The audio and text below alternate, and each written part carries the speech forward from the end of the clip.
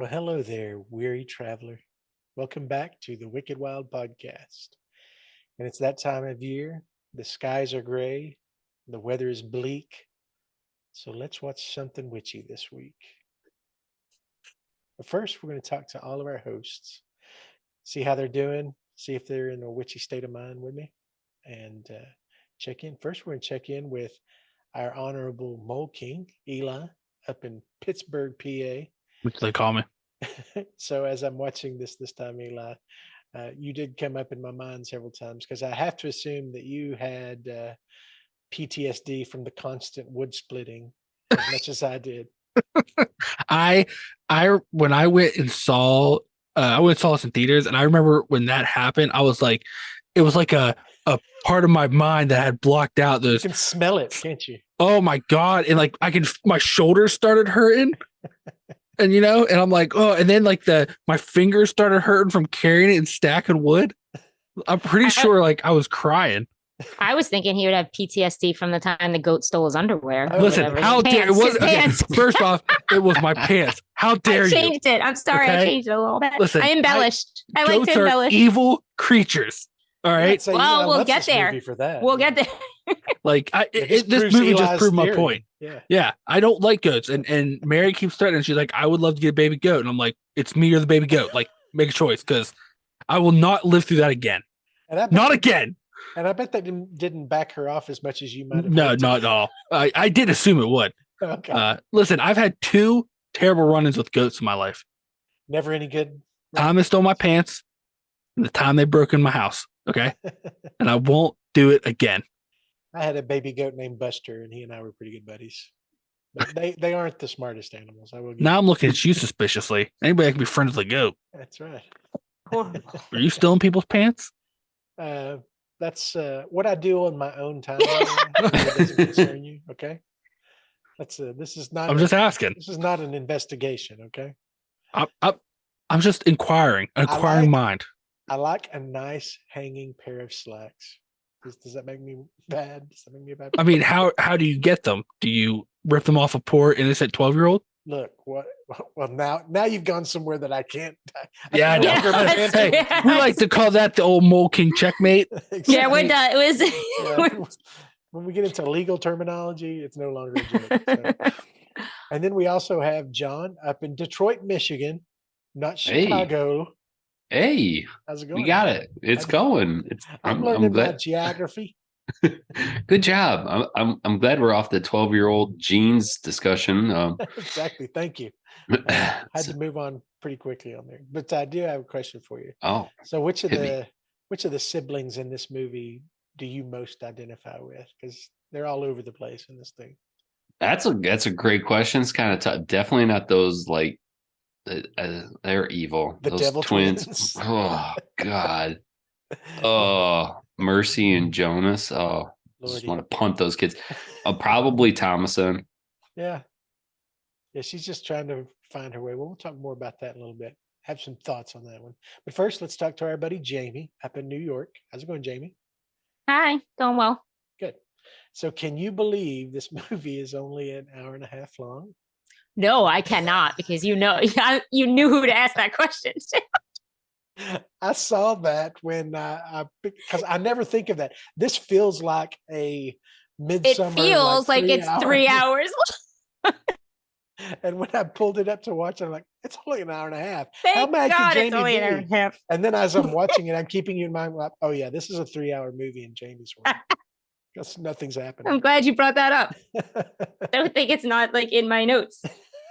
Well, we'll get in that here in a minute. But as we do, we're going to go into our on-the-fly synopsis. That's where I, as the host, give my host the opportunity to not prepare at all and give a synopsis of the movie. And since John was the last one to be called out, I'm going to let him pick this week. So, John. Yes. What's your favorite devil animal?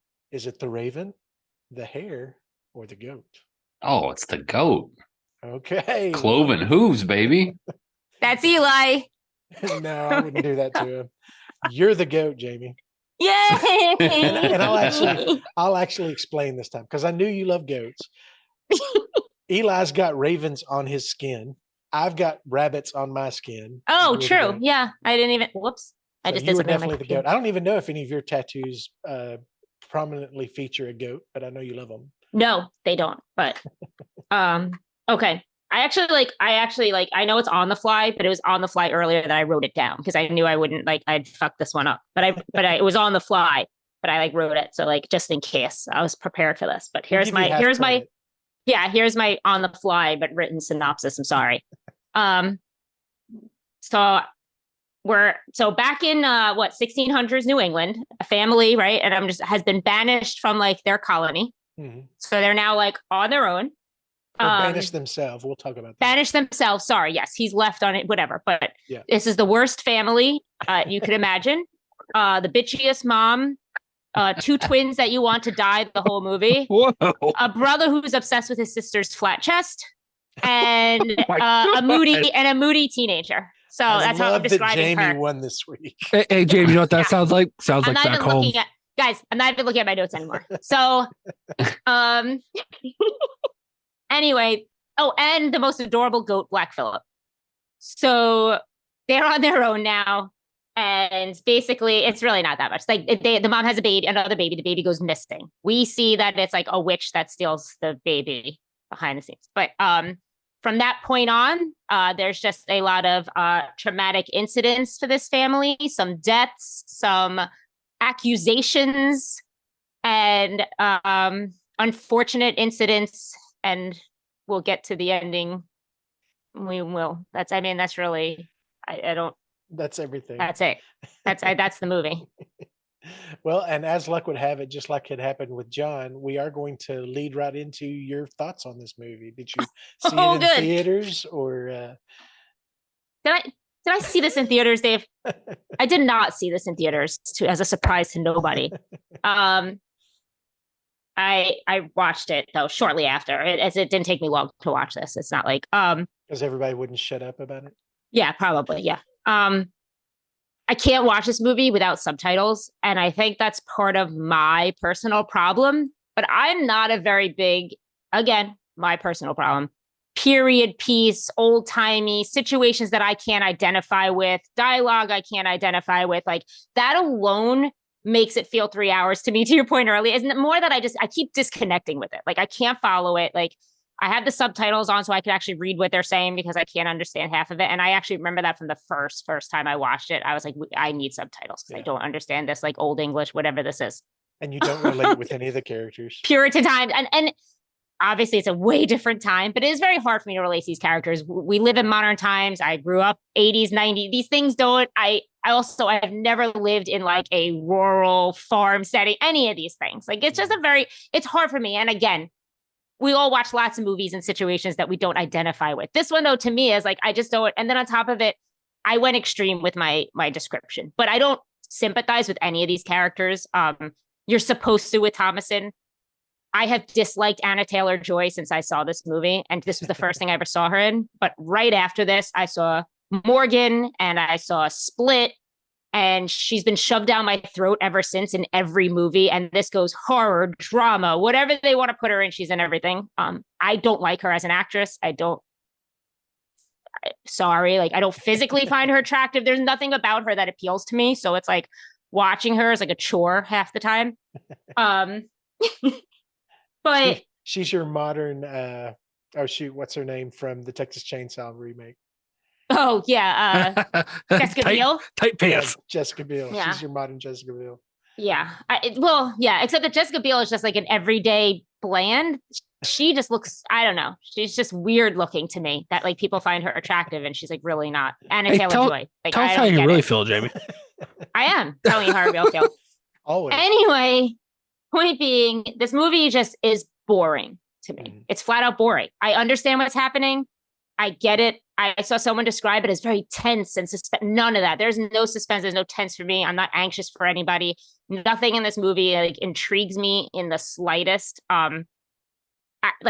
Everything that happens to them, it's just dull. The only good thing that comes from this movie is Black Phillip. It's given us one of the best horror lines, which is "Wouldst thou like to live deliciously," which I can't even get out. But other than that, it's not my type of movie, but I think everybody here knows that. Like, I just literally, I put it on again today with no distractions and got distracted about the halfway point. Like you would have guessed. Like, I just like couldn't be bothered with this movie anymore. I was like, like do something for me. And a really good point to make like about me is that halfway through this movie, literally this isn't in live time, sorry, buddy, but the Evil Dead Rise trailer dropped. And I went to watch it, and that's a Jamie movie. And then I had to go back to this, and I was just like, oh my God, we're back here again. And so, I'm with the Puritans or whatever, fucking chopping wood and talking about the devil. I don't know. So anyway, no, I'm not even say I hate this movie because I'm indifferent. I'll never think about it again after this. I've seen it, and I've seen a couple times here and there, probably more than I should have. Like, but when I say a couple, I mean I watched it fully for this. I watched it fully when I saw it, and I think there may have been a time and a half in between or like pieces. But we can. Sorry, that was so long. This was your last viewing of The Witch. Probably. I mean, unless I'm passing through and just Black Phillips on the screen, and I want to watch him be cute. Other than that, like. I'm sorry, I went way too long. Like, it's not even a rant for me. It's just That's what this movie is, and that's all I have to say about this whole movie. And I'll be done for the rest of the episode. I don't know about John or Eli, but that does not surprise me at all. I know. Yeah, like I think we've talked around each other enough that we kind of figure out where people land on these kind of things. And to that point, I will hand off to my brother in Blair Witch, Eli, to give his. Did you see this one in theaters? What do you think? Oh, I did, and like I actually. This came out not too long after I moved up to the city, and like I saw some of the trailers, and like if I remember, like the trailers weren't like they were kind of vague in what was going on in the movie, and so like it was kind of a blind. I was like, I was after work one night, I was like, I'd go stop and see it. I love this movie. This movie is my bread and butter. I do like period pieces when they're done right, and I thought this was done very well. As a man who likes his old lores and legends, this was very accurate to, I would not say accurate descriptions of people who followed witchcraft, but the way the religious zealots saw it says that at the end, right? I thought of you actually at the end tag when it says this is based on like folklore. Yeah, like lore, it felt like some like the old religious texts they wrote like around like the 15th, 16th century that they wrote about witches. This felt like they just took things right out of it, and like even a lot of the imagery in this movie, because I this movie to me it's a gorgeous movie, like the setting, like the forest they're in, and like a lot of the imagery they use almost felt like I was seeing real life scenes of like drawings you would find in some of these old like books and things about witchcraft and what like the Puritans and things saw at the time. I will say some people argue this movie isn't scary, and I would say like I don't think this movie goes for scary. I think what this movie's going for is tension, because like as you're going through it, and like when I was watching it, I was getting tense. I was like, this isn't really witchcraft. Like they're showing like the kind of derangement, like the thought of witches being in these communities would happen to people. And like, I was like, well, that's kind of cool. Like they're kind of taking a cool direction. And then like, you kind of get that last third, when the one brother dies, and then you're like, oh no, these are witches. And like it's really cool. I kind of like that. And like the tension constantly builds with this movie. And like what I kind of like about it too is it builds and builds and builds, and then it gets to the end and it just stops. Mm-hmm. Like there's no letdown, there's no happy ending, there's no like it just keeps like you just have this like some of us might have been let down. But... Well, yeah, but like to me it's just this like unsettling feeling you have throughout it, and then it that's where it ends, and you're just like, okay. Once he's in the black mask, that's it. Yeah, and like you're done, and like you're just kind of like left with like, oh wow, all right. I thought like the cast, like I remember like I didn't find like the cast I found fantastic, and like I'm not gonna lie, like there's some the dialogue because they speak old English, and like at times it can be hard, but like the way everything's portrayed, like you still know what's going on. So like I thought that was a good give or take. I am not typically a fan, because I think this was A24 if I'm not correct. Oh yeah, it is. Yes, it is. I am not typically a fan of theirs, but like I love this movie. Everything about it. Like this, in my mind, this movie doesn't do anything wrong. Just gives me a little kiss on the cheek, and like that, and like I think that honestly might have been the first movie I saw when I moved up here. And so Oh, like I'll always kind of remember that experience just going in after work. And I'm like, I don't know really what this is, but I haven't seen a horror movie in a while, like a new one, whatever. Getting my Coke and my popcorn and like sitting there by myself. And I only think there was like two people in the theater. Like I may have been by myself or there may have been one other person. and just It was had a like late blast. on a Tuesday night and like it was fantastic. I've had a Loved it. couple of movies that I've had that magical experience of feeling Mhm. like I was alone in the theater with good snacks and a movie that's surprisingly good. Yeah. Those Like are I'll magic remember moments. it. And like I remember walking out of it and just like the whole like way home, I was just thinking about the things I haven't solved. Like it just like Mhm. I just really it was special to me. I mean, it holds a little special place in my heart. Yeah, yeah. The imagery in this movie sticks with you, Hmm. like by design. And Even like holds up. just like what's kind of crazy too is like even like the interactions, it kind of like because like I like a lot of the characters except for Taylor Joy aren't really likable, but like at the same time, like if you think about back then, those people had nothing. It was Right. survival. Like it was pure survival, and the only thing that carried them through was if I survive and if I'm good, I go to heaven. And like that, like it could be an obsession, and like uh, and so like it was just very like they're already in a bleak circumstance, and Mhm. like everything that happened, even though you're not like rooting for these people, like when at the end with like a lot of their fates, you're like that that's terrible for them. Right. No, they Yeah, deserved it. that's the thing that kind of stuck out to me the first couple times I saw it is realizing that this religion, which we can look at and kind of see through and kind of roll our eyes at, but Yeah, this religion came from a real place of the psychology of a survival situation. Like you said, I mean, the dad abandons the city, which is the civilization, which is the place that it's quote which is unquote survival. easier to survival, Yep, pulls his family out into the middle of nowhere with a baby, and then his and crops nothing. start failing. You know, mentally, the weight of all of that, you would have to have some sort of structure management system to not go insane or not to just plunge into psychosis. Yeah, Um, so that's where I think religion back then really played a right. stronger part in the everyday life, and I think Robert did a really good job of. And what I think the smart thing this movie did too was they concentrate on one family, Right. not a whole town. And so then, like, when you see how devastating it was for one family, even if before the twist, or not twist, but like you realize, oh, it's a witch. But then you start thinking there were whole villages Mhm. going through this, like thinking this, accusing people of being witches. Those twins, that was really accurate how people would act when they were saying like people were bewitching them and stuff. Mhm. Like, and you just see it on a small scale, and then when you start thinking larger scale, like this movie like makes you think and like, oh, just gives me shivers. Well, before we go too far down the rabbit hole, John, I'll let you jump in on here. Did you see this one in theaters? The rabbit hole. Yeah. That's funny. I don't think I've ever met anyone else that's seen this in theaters, Oh, really? but I have. And I remember seeing the trailer. I'm like, oh, that looks interesting. Because I like Eli. I like period pieces. I was like, oh, authentic. I'm very into history, so I'm like, yeah, let's go. I want to see this. So I already had plans to go by myself because none of my friends would ever get caught dead seeing this because this is like way too like fart house for them Yeah. to go see. So I mentioned my mom. I'm going to go see this movie, The Witch, and she's like, oh yeah, what's that about? And I explained it to her, and she goes, oh, that sounds interesting. I was like, you might like it, but I don't think Dad would be into it. So, like, just be warned. If you go and you invite him, he's probably going to have a bad time. She invited him anyways, and he's like, "I'll go." So I remember walking. My mom's like, "Oh, it was great." I walked out. I was like, "Yeah, it was really good." And I was like, "So, what did you think, Dad?" It was okay. It's the best he could do.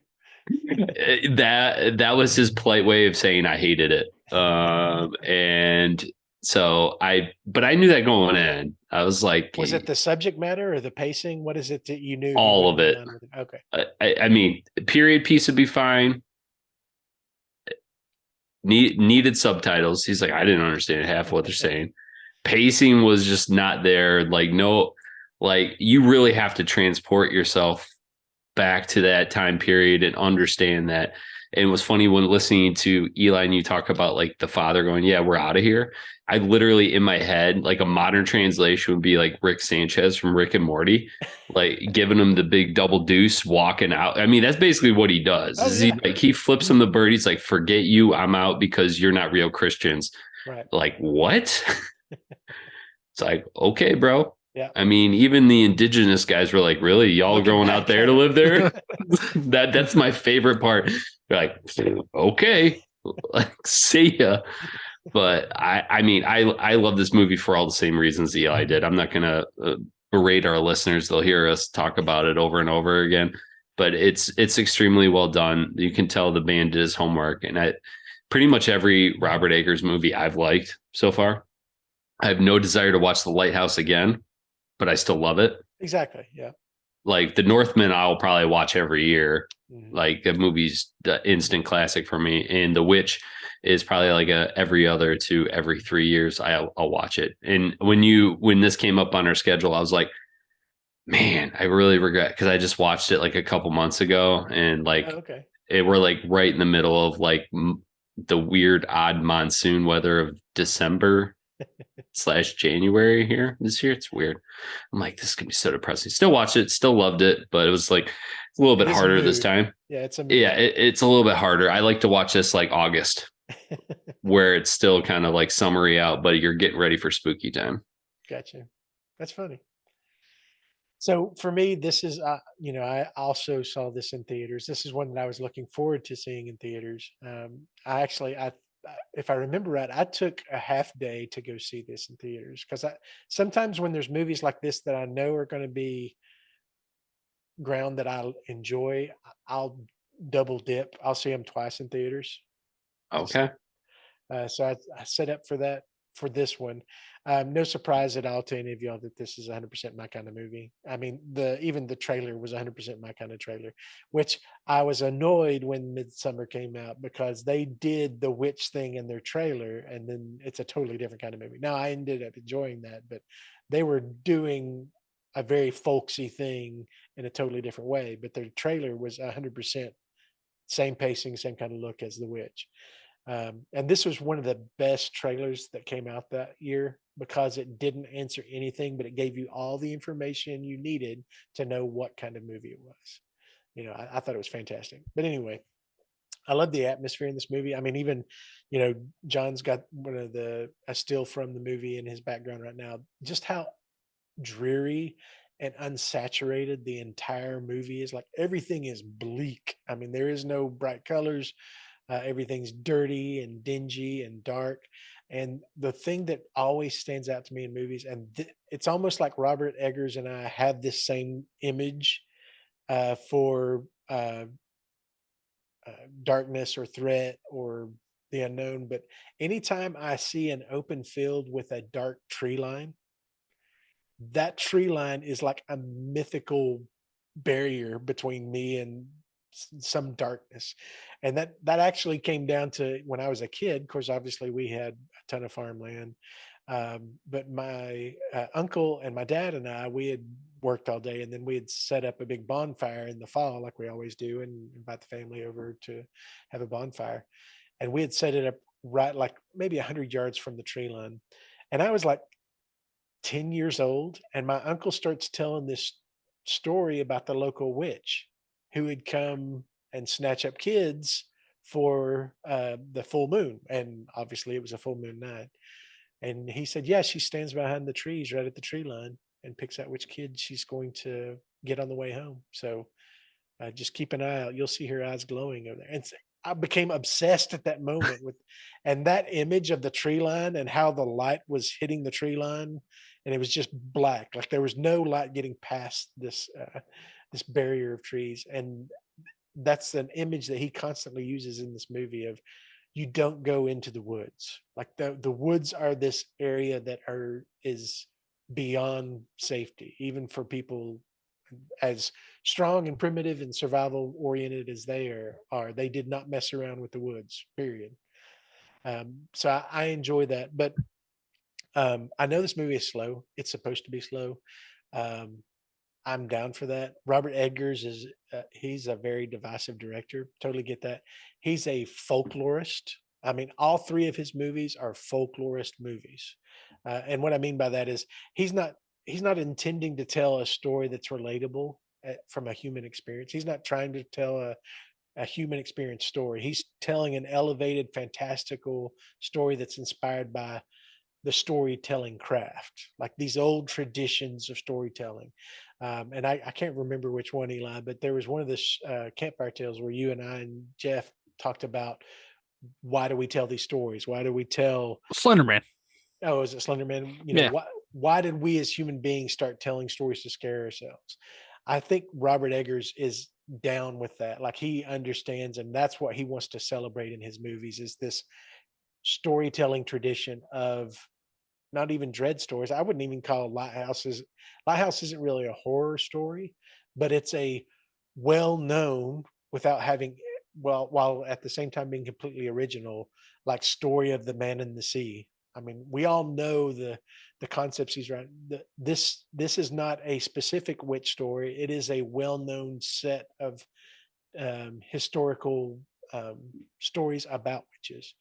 But I love that about that. I love that about the movies that he makes, that he's not trying to make it realistic. He's not trying to do what another director might try and make it super hyper realistic, that everything that Robert Eggers does for the sake of the story, like making everything historically accurate, making the outfits correct and all that. He's not doing that to make a historically perfect movie. He's doing that because that's part of the storytelling of this tradition in period pieces.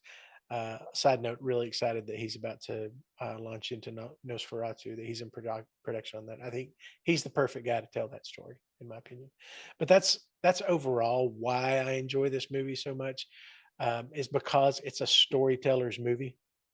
And it's these old traditional stories that I'm into, which Jamie, you're right. I mean, most of those stories are dull by today's standards. I mean, there's just not a lot going into them, but there's a lot of depth in the dynamics in the family that I enjoy, because not because my family was dramatic like them or my family was toxic like them, but every family has aspects of those dynamics, and trying to find your place, trying to please your dad, trying to make sure, being concerned about your mom and all, sibling rivalries and all that kind of stuff, blah blah blah.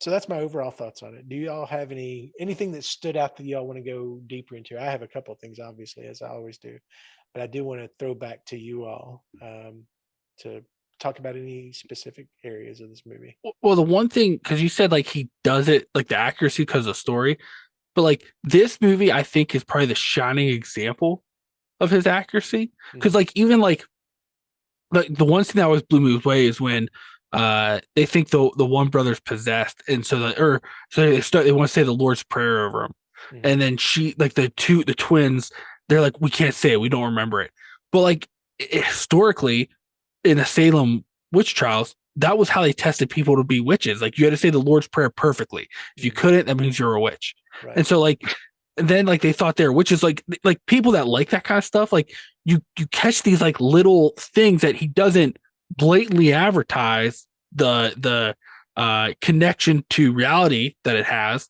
but like there's like all these like kind of cool little Easter eggs. So like I said, I love, like, it's weird with A24.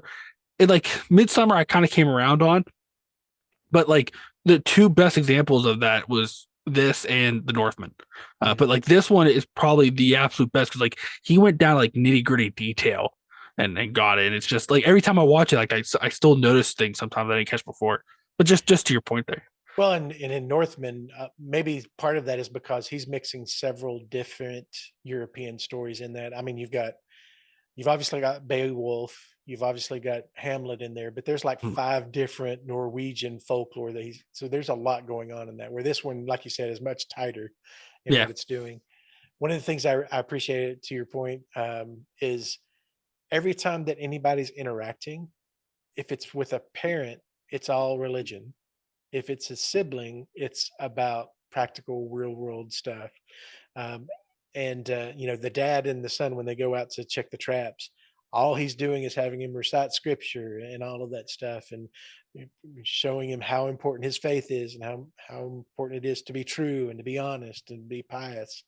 And then immediately when they get back and his wife starts accusing the dad, the son blatantly lies to the wife, and the dad doesn't do a thing. He's like relieved that he does that. So there's also this like hidden hypocrisy that he's talking through in the dialogue.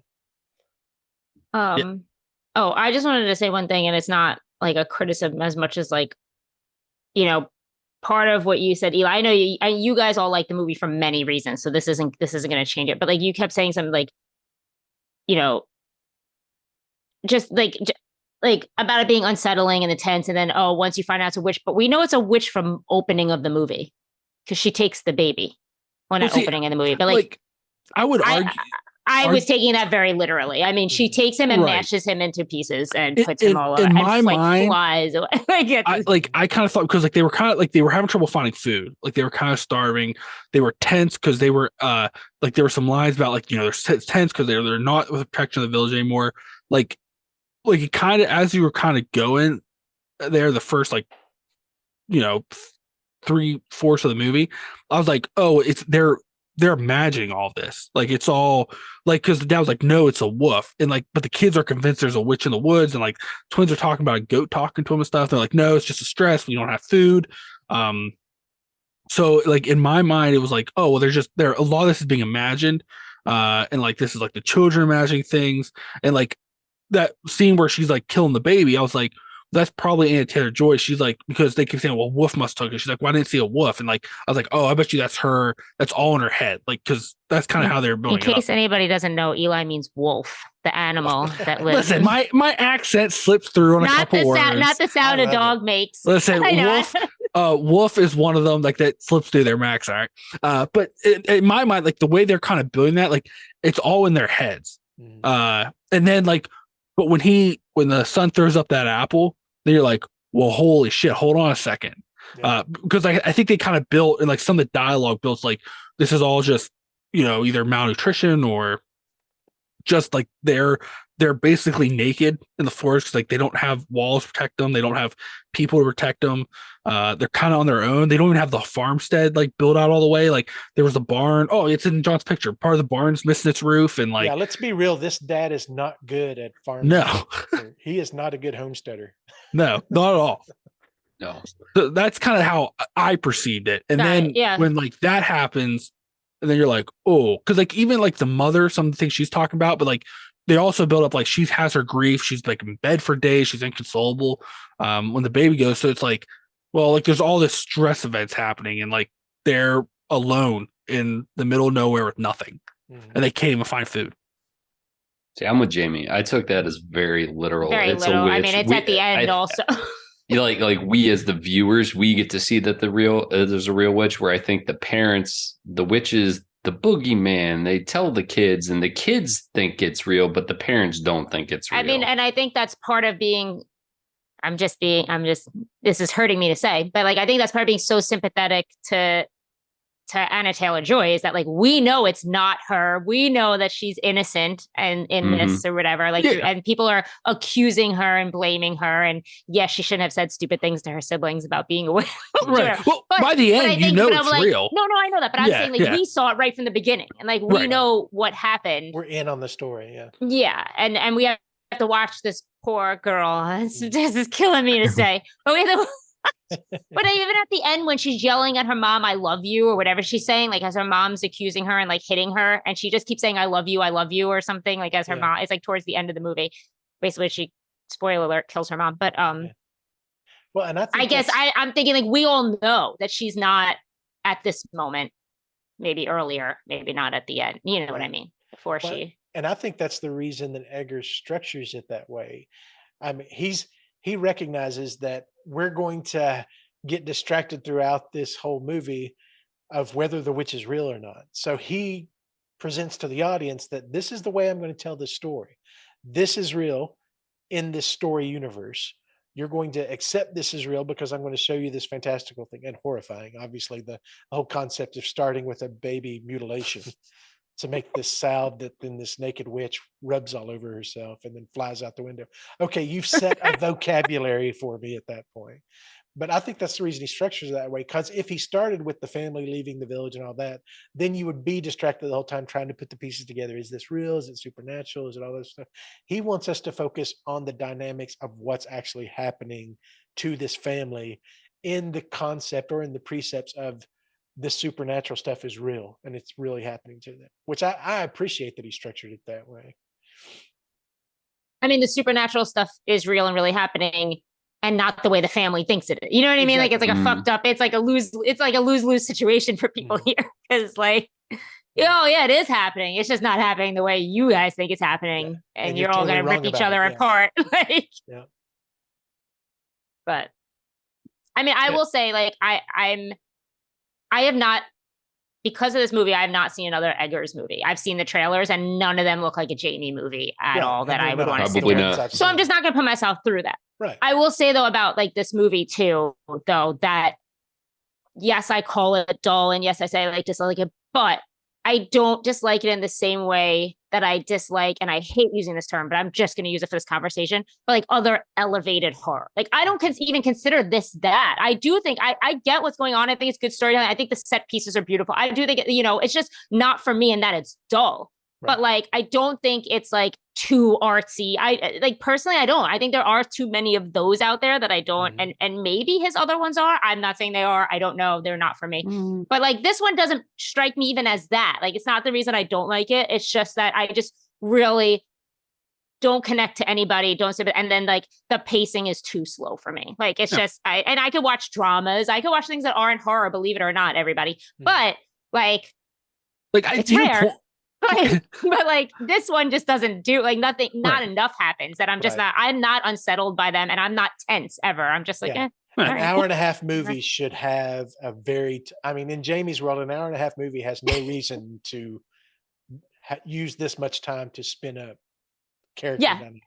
Right. It's just like, and I thought, honestly, watching it again today, I was like, all right, I could do that. And then again, at like a little over the halfway point, and maybe blame it on Evil Dead trailer. I don't know. But around the halfway point again, I just started to get, you start to pick up the phone, you start to do like other things. And I'm just like, I'm not even paying attention anymore because this movie has like lost me. And I've seen it before. So it's not like and I did keep putting things down and being like, it's only an hour and a half. Like you could focus but I think like I'm with you. I don't think it's artsy, but I think he structures it like this feels very much like a play to me.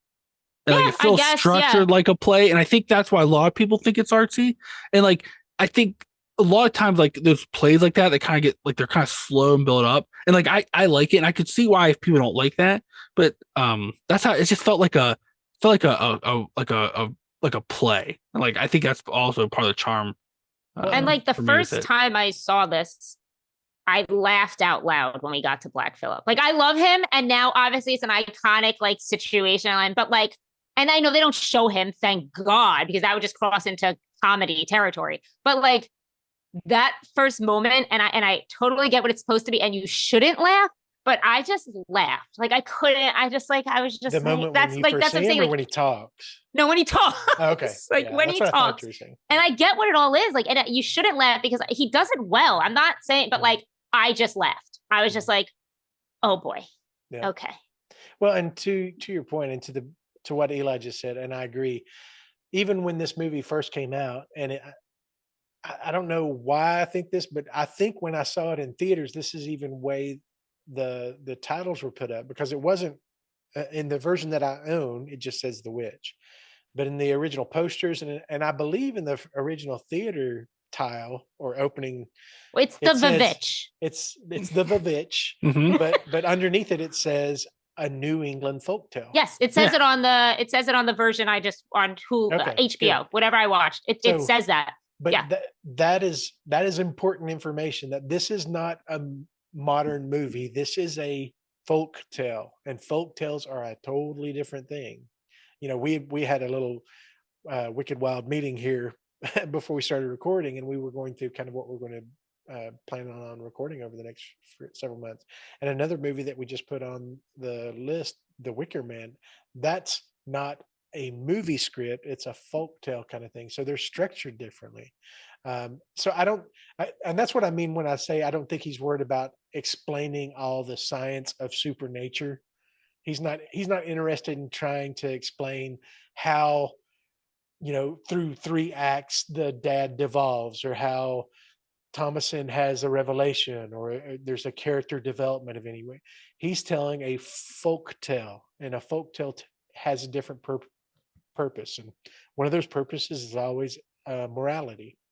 In most folk tales, there's a consequence to somebody making a bad decision.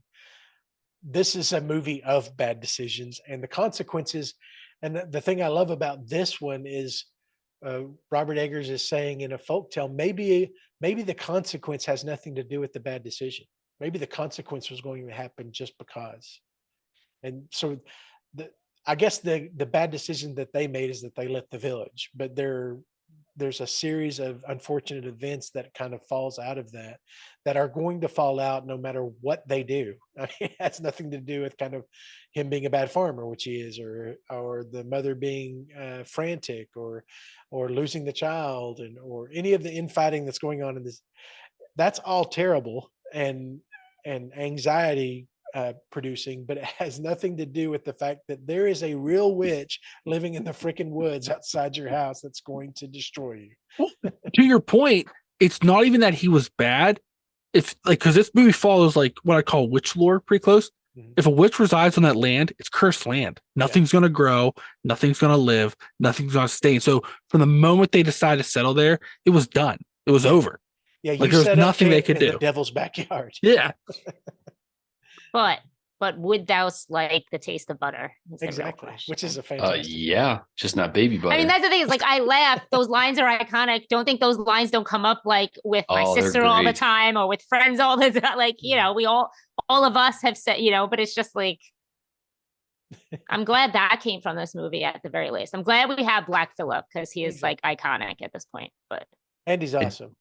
Yeah. No. Not to say that like goats aren't in. I mean, Eli's talked about this a million times. We talked about Campfire Tales. I'm not saying that like, Baphomet, like other things like goats, but I'm just saying Black Phillip is awesome. And he's an icon. And to Eli, I'm sure he's happy that they at least portrayed goats on the right side of the good and evil. They did. For Eli. Okay. For Eli's purpose. They did. Because what happened? Goats. What happened to the father? He was just trying to figure out what was going on. What happened? I go to tax him. Okay. Oh yeah, right. What is this? I think probably it's not right. Right. He throws his daughter on the floor and like yells at her and calls her like a bitch or something. I don't know. Like, or the mom might call her a bitch. Listen, one of them calls her. He was just trying to figure out what was going on. A lot of weird stuff happening. And then what happens? Random goat attack. He turns on his family so fast. Yeah, but you have to, like, locks his children in like a shed. One of them he thought was a witch. He was a religious zealot, One of them, hey, one of the witch. What else gonna do if you think your kid's a witch? You lock him in the chicken coop or the goat coop. I don't know. Figure out what the goat coop. I don't know. It's like it's just like the barn. Yeah. Goat hut. John, you were about to say something? Oh, I was just gonna say, talking about Black Phillip and like the moment you see like the transformation, that scene, all the quotes from Black Phillip, the hand scene, the apple scene, what this kind of like slow kind of drab, it like kind of lulls you into like the sense of kind of like just see it's tense, but it's not like horrifying, and then it punctuates things with these like really kind of dramatic, they're not jump scares, but they're like kind of like whoa, like that like really happened. Like you see the pretty lady in the middle of the woods, come here little boy, and then you see the old hag arm come out, and it's like, oh fantastic.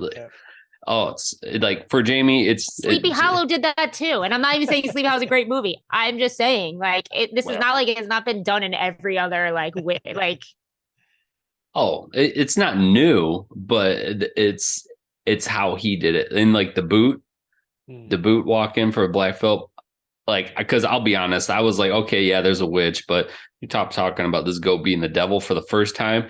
When it happened, I was like, what? Like, I wasn't expecting that. That was like truly shocking for me the first time I saw it. Because you didn't laugh like I did. No, because you hear those stupid little twins going, "We talking to Black Phillip?" Terrible. Oh, they do. Like as little actors, they did exactly what they needed to be done. And Like the you want to sound hate of them. them, but the sound of them being butchered by the witch in that crib is horrifying. Yeah. Just the look that Thomason has on her face, and you can hear something being ripped apart. You're like, oh my God, things just got real in here. Yeah. Like this, I don't say this very often, but like this movie, just like the imagery and like the fact that they showed her face instead of the witch, like that was to me more like that keeps up with that sense of like this like just poignant sense of dread, because like then it gets terrifying if you're watching a old weird naked lady in a goat hut tear children apart, but like you're having to watch her face as she's Yeah. watching this, like it just keeps that, because you're like, I don't really know what's happening, doesn't sound good. Yeah. And half of her face is eyes. Mhm. So you're getting these huge expressive eyes that are, it's just horrifying, because you can only imagine what she's seeing when you know who's in the room. It's a witch and these kids. Wish I was watching the movie you guys are watching. Hey, I wish you were understand. too. you Well, can and- take my 12-week course on witches I'm good. and why goats are evil, and then rewatch See, this. I think you you'll have a got me different out there. mindset. No, ghosts will never be evil.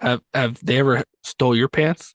No, You should- I've maybe fed if you do, them. you'd I've have a hung out with different- goats. I had a baby goat once follow me all around a sanctuary I went to. Probably wanted your pants. Aruba maybe. He's a little baby. He looked just like this one. This Probably black one wanted over your here. pants. Oh my God, there's a picture of me feeding him. No, he just followed me around. He's adorable. He's like, I'm gonna Baby get that Black fabric. Phillip.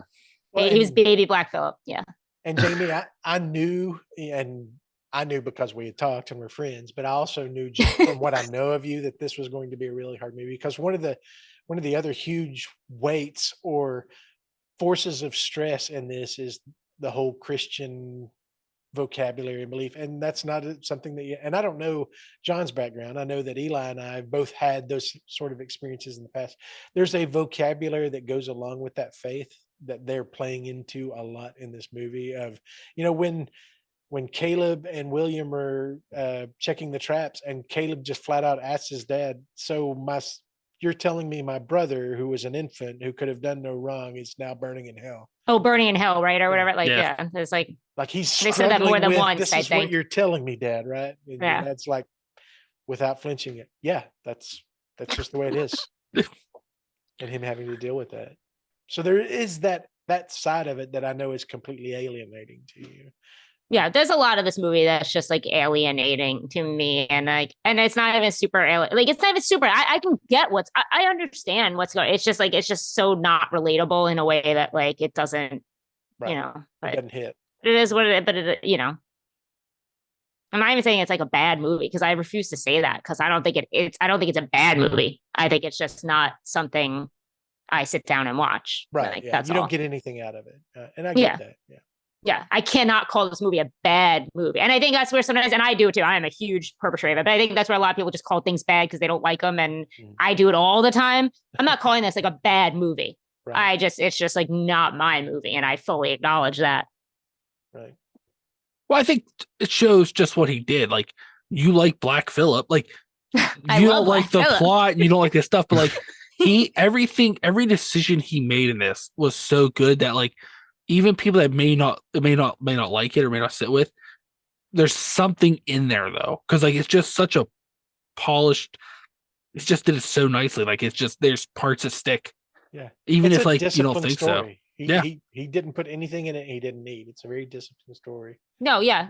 That feels like 3 hours. No, I mean, yeah. Yeah. It gets from its point A to its point B, and it does. It's just in a and you guys are like 100% right in that it is a folk. I know I'm on this podcast, but it goes as no surprise. I'm not a folk, like that is not folk tales and Yeah, horror folk and lore. horror Like is that's not my thing. Like it's just not.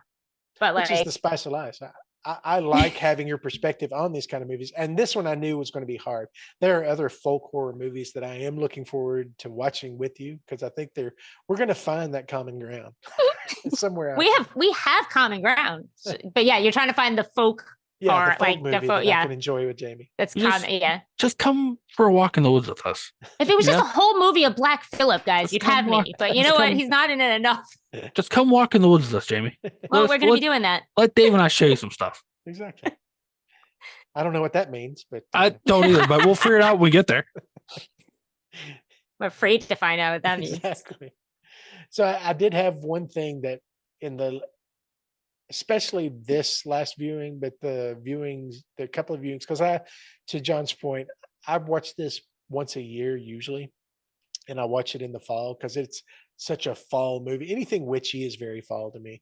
I don't think this was set in the fall at all. I think it's set in the dead of winter, kind of the time of, that we're in right now, because their concern is that their harvest has failed and they don't have enough food and all of that stuff. But in the last couple of watchings, I realized, and to my point that you all already know from Nope and those kind of movies, Dave is always trying to find the symbology in movies, and No. but to the point of this movie, I also know that Robert Eggers doesn't do anything by accident. Like he's very disciplined in the way he tells stories, and he has these kind of things that he lays out. And but this one I clung to the fact that there are 7 main characters. There's 7 people in this family, and there's 7 deadly sins. So I started assigning deadly sins, and it was very easy. I think no one could argue that the dad is pride. I think Eggers was very clear that the dad is pride. That's the whole problem they have, is that he was too prideful. Like he was right, that the whole world was wrong. So he's going to doom his family. And even his last prayer before he gets got by Black Phillip is about his pride. Like I have been the sin of pride. The mother is envy. Thomason is greed.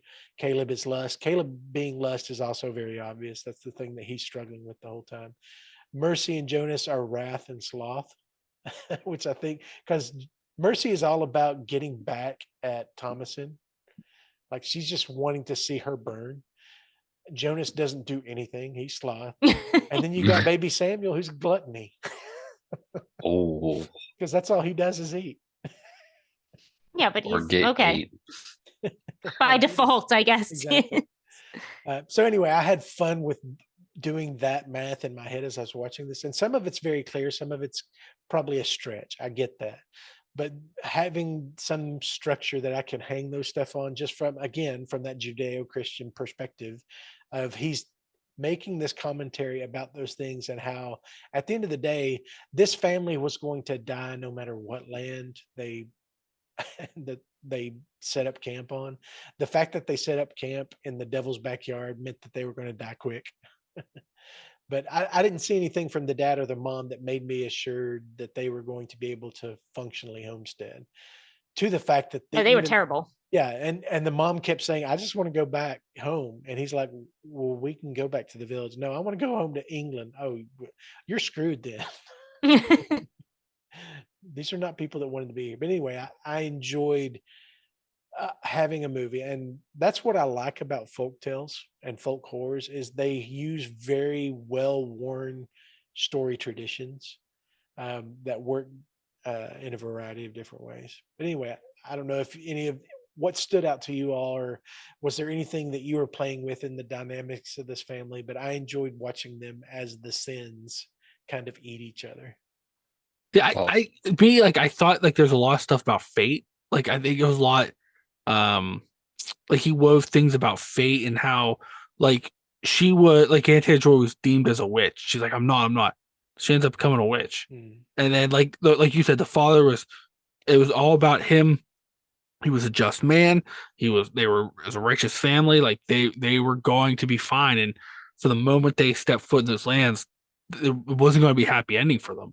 Right. And like even at the beginning, like his son's like grappling, he wanted to be good. He's like, oh, do this to be a good man. And like, but then his, that pretty witch comes in, and like there was nothing that their father did prepared them for anything. So it was like there's almost like, and then some like the other scenes and stuff they did almost like it was building this thing about like fate versus destiny, which I kind of liked. Like I kind of noticed that. Yeah. And his blasphemy monologue right before he dies is chilling. I mean, just not just because of what he's saying, but the way that young actor is performing that. I mean, I thought it was fantastic. I was like, you could feel the heat being sucked out of the room as he's kind of having this moment where they're thinking he's recovering, he's becoming himself again, and then he's going into this long soliloquy about his relationship with Jesus becoming sexual. And you Mhm. can see the parents just shut down, like, what is happening? Crazy. Everybody in this movie is so good. Like all those actors did such a good job. The Like it other was so good. the other fun dynamic that I enjoy about this movie is the powerful feminine that's throughout this, because none of the guys in this movie are in control at any point. But the dynamic between the mom and Thomason, and then Thomason and Mercy, and then obviously the witch and being this outside force. But the women in this movie are so powerful and so well written, right up to the But point of them killing Maybe each other. the mom to me feels fairly pathetic, though. Do you? And I'm not talking about her grieving the loss of a child. Like, that's not at all what I'm talking about, because that can destroy. I'm just saying she feels overall like a pathetic character. Like, I don't know. Freaking- There's just something about her that, like, Yeah, freaking out about the silver goblet and all that. yeah, just I don't know. She just seems like she just seems like a terrible human being. Besides that, Yeah, she and I get like wanting to go home. Like, I get all that, and like who knows what, wanting to go home and all the, but like. I guess there's too many people in this movie yelling, and it's just it's me insane. The mom's always yelling at Thomas, and Thomas's always yelling at the kids. The kids are just always screaming. Yeah, they're they were just forces of chaos. Oh my God, they are some of the worst like children to watch on screen since Right. Babadook, and like Nothing's those. that bad. Well, and they're right after it. in folklores, the mischievous child is a very well known character. I mean, children are usually the first to devolve into evil through mischief and all that, because they're easily because they're evil. Yeah, because they're evil. They're the worst. I feel like that's a pretty sharp statement you just said right there, Jamie. Just Eli, I guess you don't know me well condemning enough. all the children, but not condemning the goats. That's a very Jamie take. Now, baby goats are called kids. Oh, I know. I don't call them that though. It's a disgrace. It's a disgrace to the goats. But speaking of animals, when Dave was talking about symbols, now did everyone here realize the rabbit was the witch early on? Because my first time watching it, I had zero clue. I thought it was just a rabbit they were focused on. And then when I heard Robert Eggers made the big like confirmation that, yeah, the rabbit is the witch, I was like, I didn't know that. I watched this movie totally different. But then again, I don't pay attention to this movie. So. Yeah, I was like I didn't know that. I figured, because that was a big thing, like because like what they believe witches could do, like they had some powers, but their biggest thing was glamour, and like making everybody either going in your dreams or like making you see something that's not there. And a lot of times they would disguise their appearance as other stuff. And a lot of times it was small creatures, because they were sneaky and like get around. So it was like things like cats, rabbits, birds. So I was wondering, and then I was like, that makes sense. That guy just on the money. And it's a wild hare. Like it's not a bunny. It's a wild hare, but it is. Yeah, I knew because of folklore. The witch's familiar is not usually a cat. It's a hare or a frog. Those are the two things that most witches have and can transfer into, are rabbits and frogs. Because normally cats are agents of the devil or a demon. The only thing goats this time. The only thing they did, well, goats were also a sign of the devil. Cats were the ones that sealed the contracts for the devil. There was two ways that a witch could become a witch in lore, and that was either to make a deal in his book, but they had to find him either as the form of a goat or cat, or if one of his demons came in the form of the cat, they had to kiss the cat's butthole, and that sealed the pact. That's a true thing. They had to kiss the cat's butthole because that was considered sheriff's badge, right? The rusty sheriff's badge, because that was considered a terrible and unclean place to put your mouth. Correct. Yeah, no shit. And then a lot of times, because the way it worked was like you made this deal with the devil, He gave you power to do what you were going to do because you had to have a very specific intent, a goal to become a witch. And then once that was done and things were finalized, you either had to have sex with the devil or you had to kiss his butthole. And then that finalized the deal. Wow. There's a lot of butthole kissing in They Witch cut Lore. that part out of the Yeah, they didn't put this in the movie, but there's a lot of butthole kissing in Witch Lore. I learned a lot of this when I went to the Salem Witch Museum. Guess how much of it I've retained? 0. 0.1%. I'm really not. I mean, I think it's obvious. Jamie. I'm really not about like the learning or like the reading. Fun. John's gone to a museum with me. And it's like it's not fun because I just want to like look and keep going. I had a good time. Get to the sharks or get to like the a very fun visual experience. 15-week course, $9.99 per class. class. Like schooling. It's even though fun. I was very good in it. It's fun. Once I was done, I never went back for any higher learning. You just spend 6 days a week with me for 15 weeks. I'll teach you everything you need to know. It'll be fun. Wicked Wild Retreat will be a movie marathon starting and ending with Terrifier to keep Jamie engaged. Bookended. Yes. That's the only way we get her to come. And throw Evil Dead 2013 like right in the middle to just keep me there. I gotta say, I am looking forward to your review of the Bell Witch or the Blair Witch remake. I think I've never seen this thing. I am looking. Neither of you have, right? No, neither of us have. This is a Keep big it that way. Yeah, this is going to be a big day. This is a big deal. Yeah, I'll be interested. Yeah. Because I'm thinking, Dave, they're gonna like it better. I think you're right. Mm-hmm. I think. I think it might be showing up like what's his face? I'm pretty sure, guys, it can only no eyes ripped out. No, I was gonna say but I was gonna say like I'm pretty sure it can only go up from my opinion. From That's true. That's true. The bar's pretty low. There's not much. That's a different witch. Anything else we want to talk about with this one? Go ahead, Eli. Sorry. I was just telling Jamie, 21 weeks, 6 days a week. Oh my God. It involves the Vivitch and the Blair Vivitch. I will teach you everything you need to know about folklore, witches, how to fear goats, everything. Just $9.99 a class. She already shows up to Campfire Tales. What more does she need to do, really? Well, that's a broad. We need specific, like you need to have my textbooks.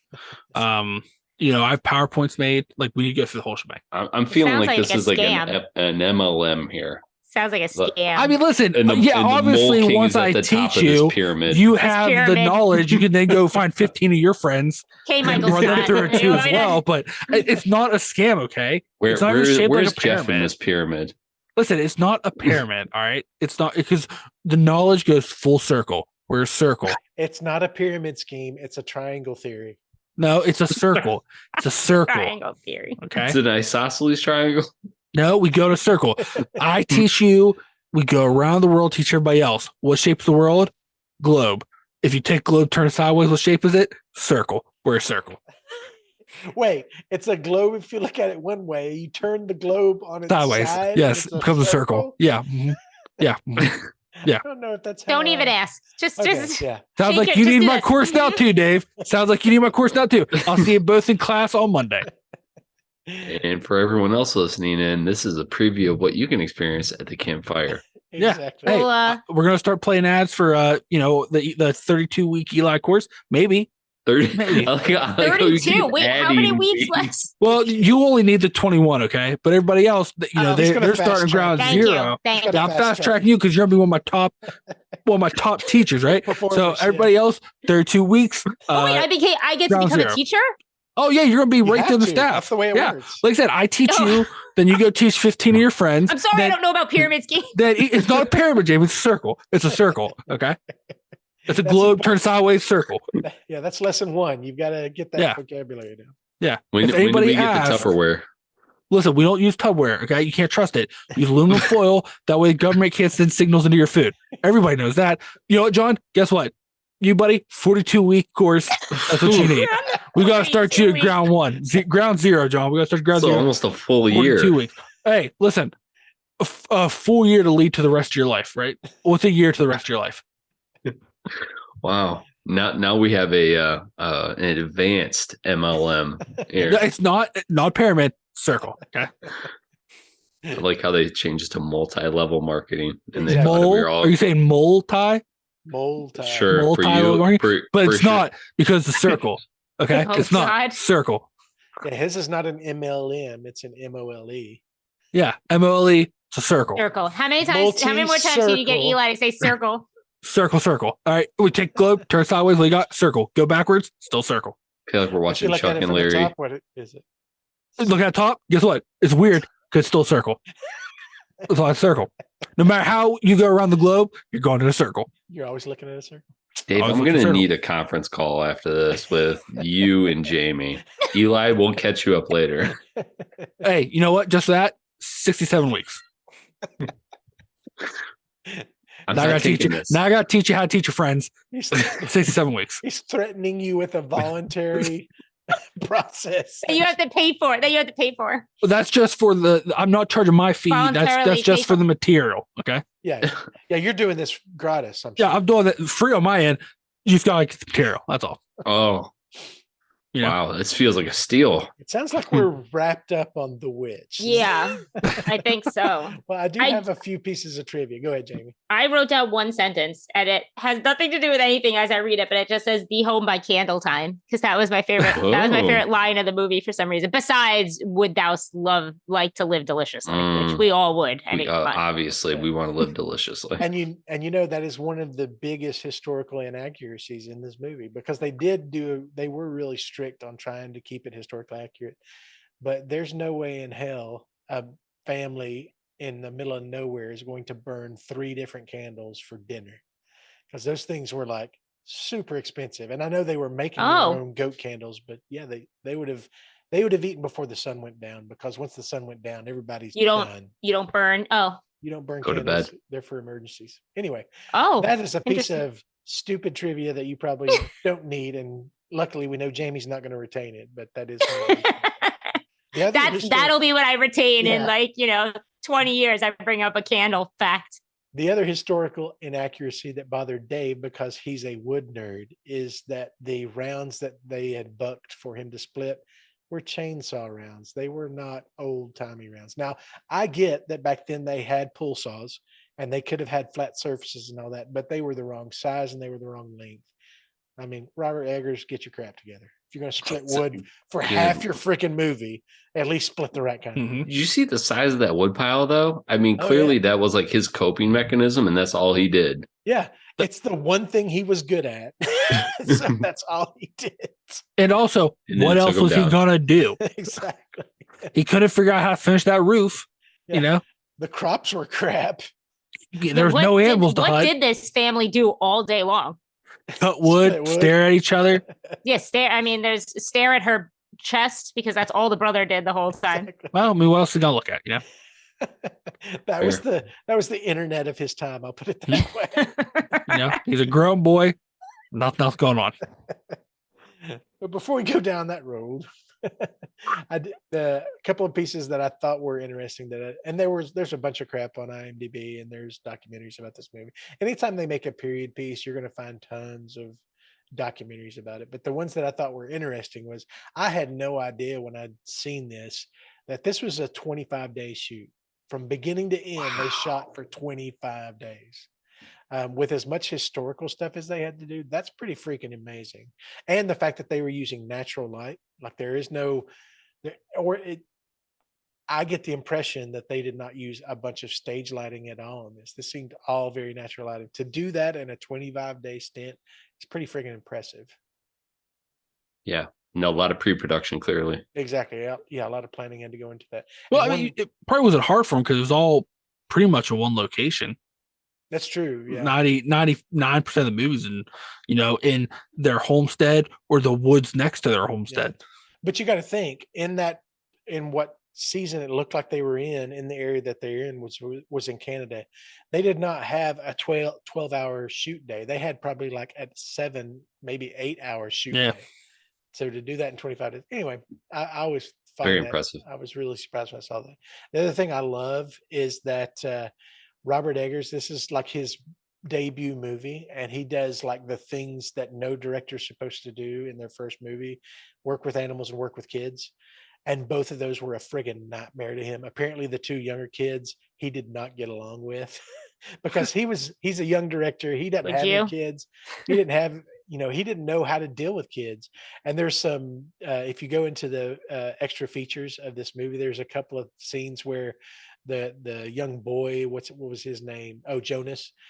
When they're at the dinner table having the argument at dinner, and he's supposed to be eating this like real like uh, brick cake, which is just flour and water, and he's like making these faces like this stuff is nasty, and Robert Eggers is like trying to have an adult conversation with this 8-year-old of like, no, that's what you had and you're hungry, you are starving, I can't have you turning your nose up and making faces every time you put this in your mouth. And the kid's like, dude, this stuff tastes like dirt. And Robert Eggers is trying to have this long conversation of the motivation of the child and how long you've been starving, and you're fearful because there's a witch in the woods. And then apparently Ralph Ineson, who was the dad, he finally had to step in and say, look, I'll direct the kids, or I'll help you with the kids, because he was a dad in real life. He's like, you're not going to get anything out of these kids by yelling at them about their motivation while they're trying to eat this dirt cake that you've made for them. So it's fun. I just find that funny. And if you go look at those extra features, there's a couple of those conversations where you can hear Eggers getting frustrated, like, stop making faces. You don't get it. This is serious. This is what's that. And this 8-year-old's like, dude, this stuff tastes like shit. I'm not gonna put this in my mouth. They couldn't make him a delicious cake that looked like shit. Like, No, because that would not be authentic, James. that's very doable nowadays. There's people that have whole careers that Yeah, making cakes that look like other things or Exactly. whatever. So I just think it's funny. That's sort of the naivety of his first movie. Kind of. Oh, for sure. oh yeah, putting these these 2 kids in it. Apparently, Charlie, who was Black Phillip, was also just a I nightmare on set. Don't speak ill of Charlie. Well, he put William in the hospital. Like he literally. You know why? Because he's a goat. Exactly, and they're evil, right? Evil. And They'll steal your pants. Ralph Ineson didn't give him his pants when he asked for them. So that's what Oh, goats don't ask for your pants. They just take it. That scene where he was chopping woods in that dress, basically that sheet, tied around him. Probably because that goat just stole his pants. They're like, oh, he's not giving them back. Let's have to give you a sheet. Like, I don't know. I have one more piece of trivia, and I saved this to see if somebody was going to bring this up or bring it up as a concept, but nobody did. So I'm going to tell you now. There is a theory out there, which I think is really cool, that nothing in this movie is supernatural. That there is no actual supernatural things happening in this movie at all, because of the blighted corn. And back then, there were several blights that were fungal blights that could cause psychosis. They were psychedelic funguses like magic mushrooms. But there's a theory that that's where all of the stuff, even that they see, is coming from. It's from eating this blighted corn, which was the only thing they had to eat. So we know they were eating it because they didn't have any options. But that was where everything that you see that was supernatural is actually from these couple of little hints that Eggers gave you, that they were eating this tarnished food. I would have brought that up because that's actually historically accurate as well, because they believe that was a theory of why the Salem witch trials got so visceral in the States. I see. Because but that you didn't bring it up. I understand. Well, because I'm pretty sure they actually disproved that last year. Oh, okay. I'm pretty sure they disproved that it wasn't that the amount they would have eaten wouldn't have caused that type of psychosis. Okay. I'm pretty sure that was last year they disproved that. So I didn't bring it up because I'm like, oh, it's not real. The only argument I make for it is some of the stuff that's 82-week course for your sass. 82-week course for your sass. But I don't wanna. Well, you know what? Guess what? You were wrong about your trivia there. So 82 weeks for your sass. Wow. He's not wrong about his trivia, because the movie could still be using that fake. You just said they just disproved it. Guess what, this Jamie? movie was made in 2015. Added 14 weeks on yours. I'm not being held in jail for schooling. All right, I'll show up at your house. I don't even care. Well, you have your suede patched blazer. You know what? Mm-hmm. I challenge you to that, Eli. Okay. All right. All right. 11 more weeks just for that sass. Wow. Any other thoughts on the Vavitch? The Vavitch. All right. Well, let's rate this movie, and I'll let Jamie pull the Band-Aid off and just start us off here. No, because I forgot like to decide what I was actually going to give this Ooh. rating, because it's definitely not pink or blue. I guess it's yellow. It's yellow because it's not white. In my world, this is not at all worth everything that it's been It did not pay presented off to at me all. to be. Yeah. That's kind of what I figured. I didn't know if you would make it a brown blaze. I No. don't think it's crap. I don't think it's crap, and I don't like viscerally. I don't hate it like it's like Midsummer. So I can't possibly put it in the same. I don't like it, but no. This is this fits right into what I personally think the description of yellow should be, which is like it's just not there for me at all. Right. Fair enough. John, what about and you? it's got Black Phillip, and he'll never be in a brown. Oh, there you go. He saves Sure. the movie for you. He saves the whole movie. Every time he's on screen, he saves it. John, what about you? Oh, this is definitely the Blackhorn Trail for me. Ooh. The what? The Blackhorn Trail. You know from what Black he's Phillip. going to do. Card. Now you've got to describe to me what the Blackhorn Trail is, and do I want to be on it? Oh, the reason why you want to be on it is because it's Black Phillip's Trail. If you're not on it with Black Phillip, get out of town. I want to go on Black Phillip's Trail. I don't want to go there. Oh, I mean, according to Eli, you're going to end up having to kiss his asshole. Or you're going to be walking down the trail with no pants on. Black Phillip had a book though, and you can live deliciously. So without key. pants. Key is you can live deliciously. You want to walk through Thorny Trail with no I'm pants? trying to find something real fast while we're. I don't. You and these pants, man. You get it. Let's let go of the pants. They're gone. They were his pants. They're my pants. That was a tragic event. They're just apparently. They're just pants. Might want to go into therapy on this one, buddy. Obviously. John has an 82-week. No, not happening. Because guess what? He's got 12 weeks out of his. 100 weeks, John. 100. That's all right. John's just disappearing. People are going to be like, what happened? Apparently, I'm in the Eli zone. That's 2 years. I'm looking for the baby goat I hung out with. All right, Eli, blaze this movie. Oh, this is a trail family for me. I love this movie, and this is one every once in a while I get itch. I'm like, it's time, and I go watch it. And I enjoy it all over again. Yeah, when I need to watch this movie, nothing else is going to suffice. Yep, this is a very specific kind of movie that I need to watch at least once a year. And again, and we talked about this on the alien stuff. Dave's a pretty melancholy dude. This is this is on my wavelength and on my kind of melancholy. So when I'm down in a very specific way, this is the spot. It's delicious. Interesting. It's like I'm very melancholy too, but this, like, I don't know. You guys are in different vibes, different wavelengths. You don't like wavelengths. the taste of butter, Jamie. Yeah. Listen, Dave and I are woods. But I would like to live deliciously. It's not woodsy delicious. Yeah, not woodsy delicious. Unless you took a 17-week course. Oh Lord.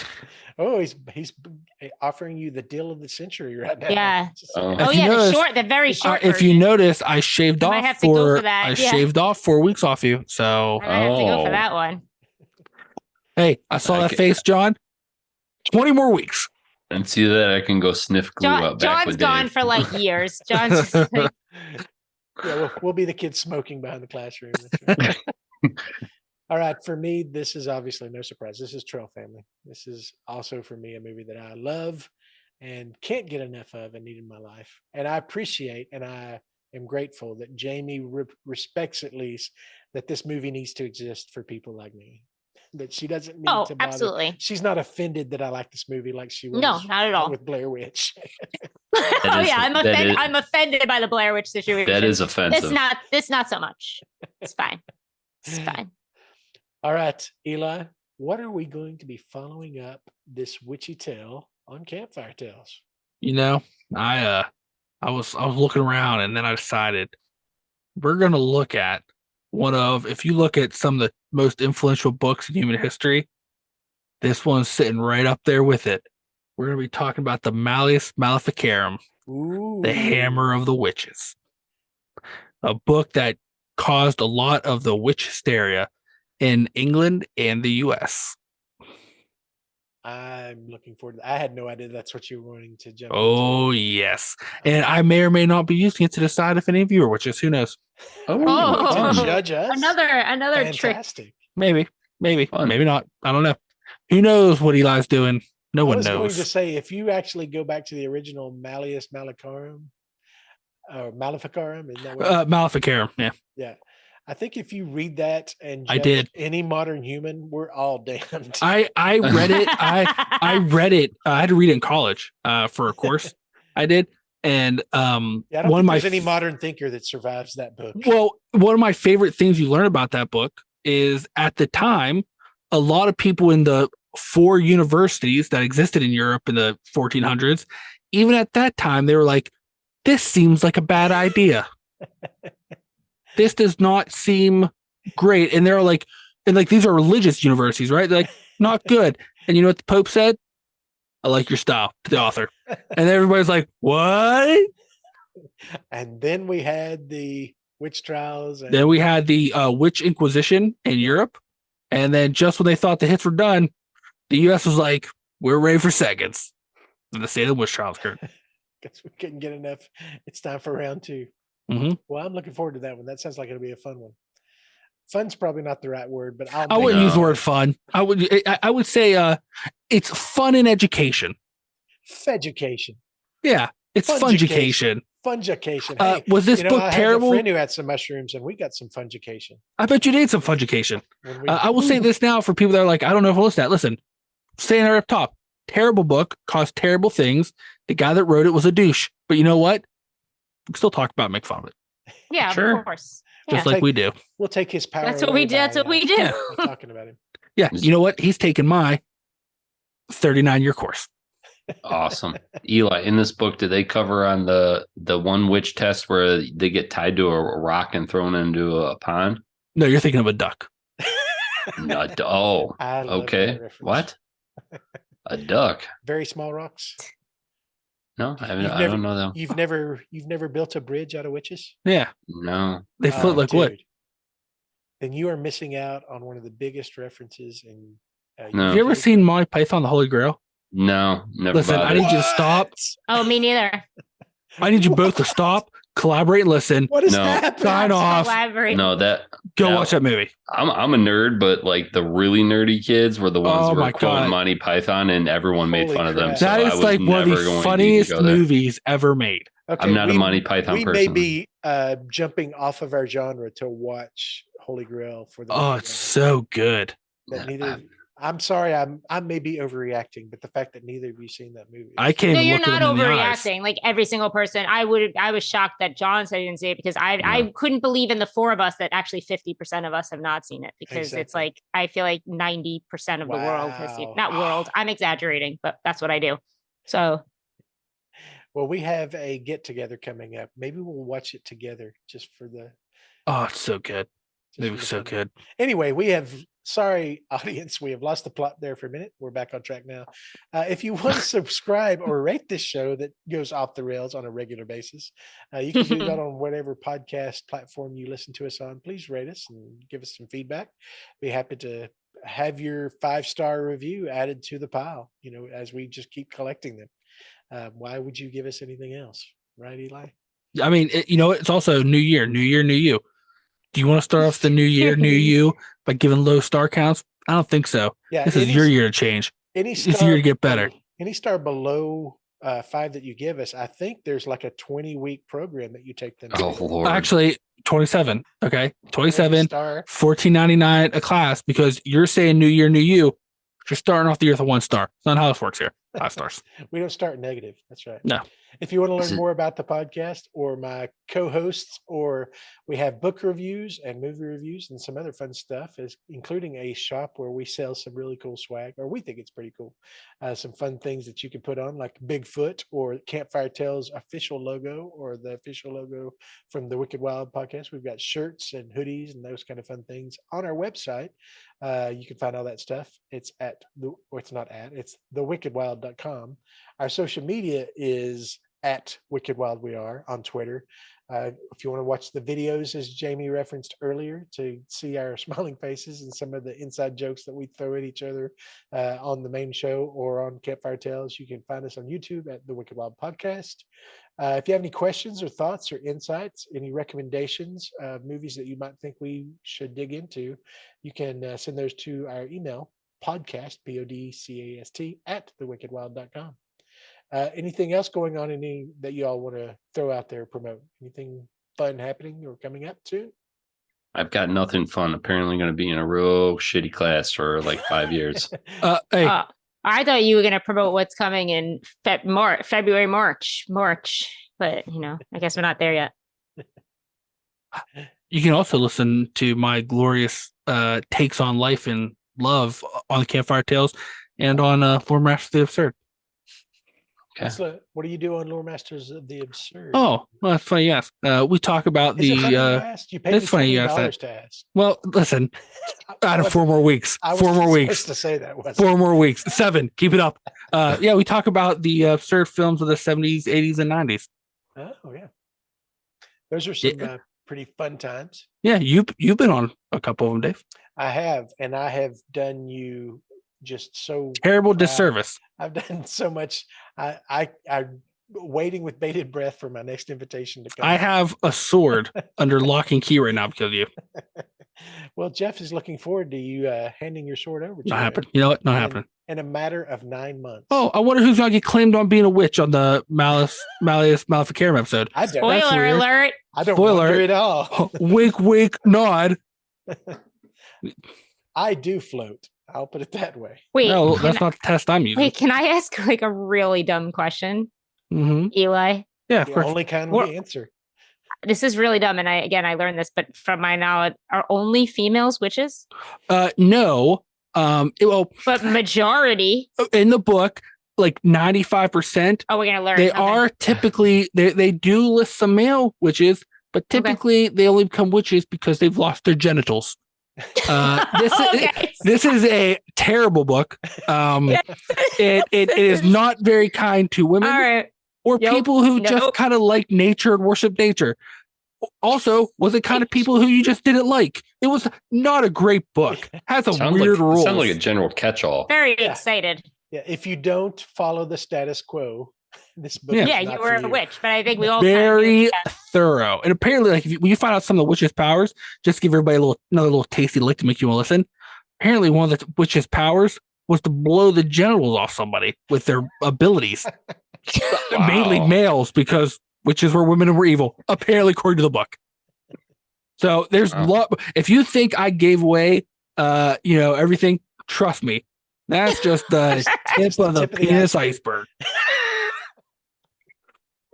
It is year of the wiener. Unless you read this book, it's the year of the wiener. Not wiener. Yeah, okay. The wiener list. Or, I used to have a wiener until Alakazam. And on that note, thank you for listening. We're so excited to get ready to start up our season 2. It's coming in just a few weeks. Can't believe that we're coming into the second year of the Wicked Wild. We're so grateful for everybody who's listened.